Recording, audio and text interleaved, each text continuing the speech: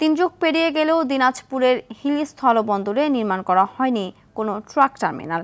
নির্দিষ্ট জায়গা না থাকায় প্রতিদিন বন্দরের আশপাশের রাস্তা দখল করে পার্ক করা হচ্ছে পণ্যবাহী শত শত ট্রাক। দিনের পর দিন সড়কের পাশে সব ট্রাক থেমে থাকায় পৌর এলাকায় সৃষ্টি হচ্ছে তীব্র যানজট। দ্রুত প্রয়োজনীয় ব্যবস্থা গ্রহণের আশ্বাস পৌর প্রশাসকের। হিলি প্রতিনিধি আব্দুল আজিজের পাঠানো তথ্যচিত্রে বিস্তারিত জানাচ্ছেন সাকিব আল হাসান।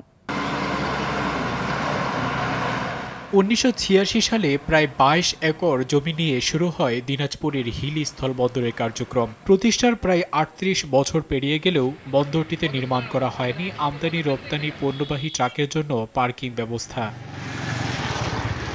নির্দিষ্ট জায়গা না থাকায় বন্দরের প্রবেশপথ ও পৌরসভার প্রধান সড়কগুলোতে পার্কিং করে রাখা হচ্ছে শত শত ট্রাক। সড়কের বেশিরভাগ অংশ ট্রাকের দখলে থাকায় বন্দরের প্রধান রাস্তায় প্রায়ই লেগে থাকছে দীর্ঘ জট। পণ্য লোড আনলোডের সময় আরও তীব্রতর হয় এই জট।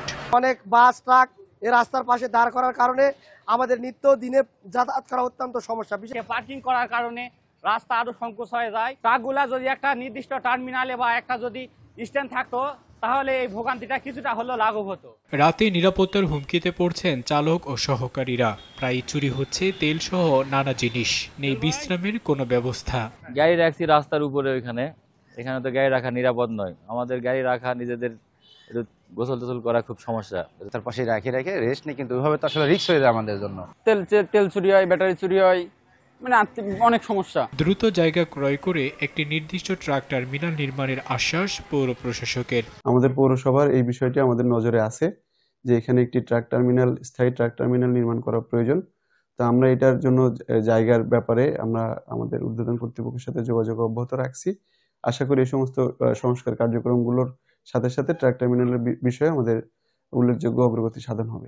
আর কালক্ষেপণ না করে বন্দরের জন্য একটি স্থায়ী টার্মিনাল নির্মাণ করবে প্রশাসন, এমনটাই চাওয়া সংশ্লিষ্ট সবার। সাকিব আল হাসান, RTV।